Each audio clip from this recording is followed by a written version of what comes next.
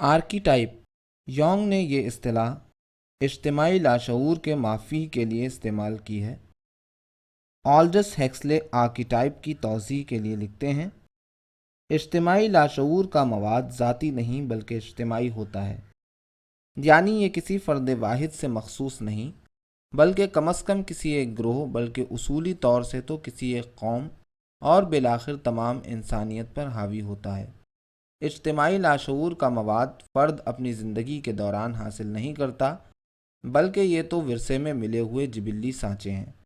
تفہیم کی اساسی صورتیں اور بنیادی علامات، انہی کو اصطلاح میں آرکیٹائپ کہا جاتا ہے۔ ہربرٹ ریڈ کے نزدیک آرکیٹائپ ایک طرح کی ابتدائی تمثالیں ہیں۔ تاریخی طور پر ان کا سراغ قصص الرجال اور پرانے قصے کہانیوں میں ملتا ہے۔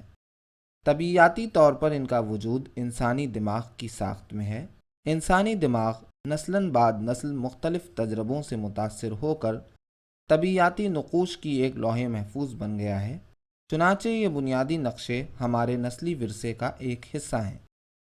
محمد ہادی حسین نے مغربی شعریات کے آخر میں جو فرہنگ مصطلحات دی ہے، اس میں آرکیٹائپس کا ترجمہ امہات النقوش اور امہات الصور کیا ہے، لیکن بہتر ترجمہ شاید قدیم الاصل اوضاع ہے، جو انہی کے قلم سے نکلا ہے اور اس کتاب کے متن میں کئی مقامات پر نظر آتا ہے۔